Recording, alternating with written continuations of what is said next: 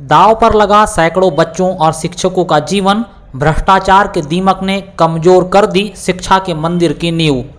राज्य सरकार ने बीते 15 सालों में सरकारी स्कूलों में शिक्षकों की भर्ती से अधिक इमारतों के निर्माण में दिलचस्पी दिखाई है, जिसका एक ही कारण है, इन सरकारी स्कूलों में अध्ययन करने वाले बच्चों को किसी भी तरह की परेशानियों का सामना न करने पड़े।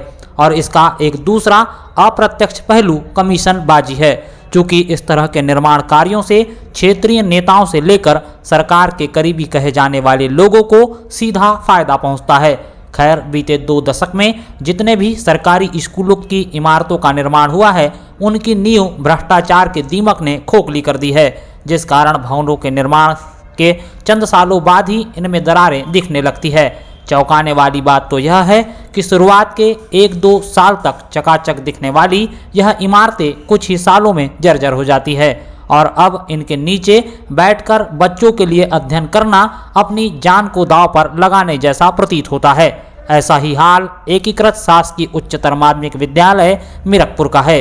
यहाँ सैकड़ों विद्यार्थियों और शिक्षकों का जीवन दांव पर लगा हुआ है।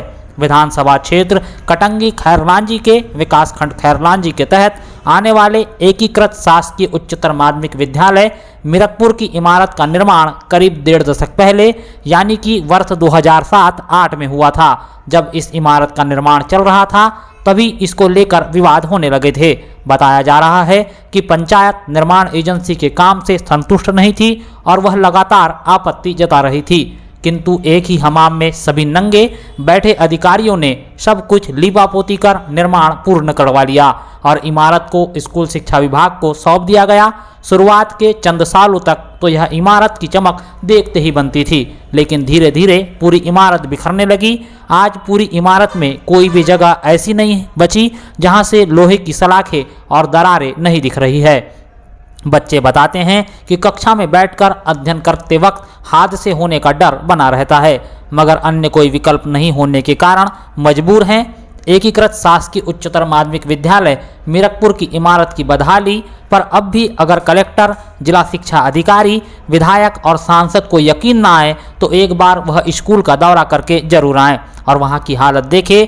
विधायक टामलाल सहारे और सांसद डॉक्टर ढाल सिंह बिसेन को तो जरूर एक बार इस स्कूल का निरीक्षण कर लेना चाहिए। जनता के चुने हुए प्रतिनिधि अगर स्कूल का निरीक्षण करे तो शायद बात बने, क्योंकि स्कूलों में अध्ययन करने वाले बच्चे उन्हीं मतदाताओं की संतानें हैं जिन्होंने आपको चुनाव जिताने के लिए दिन रात एड़ी चोटी का जोर लगाया और लड़ने से भी पीछे नहीं हटे।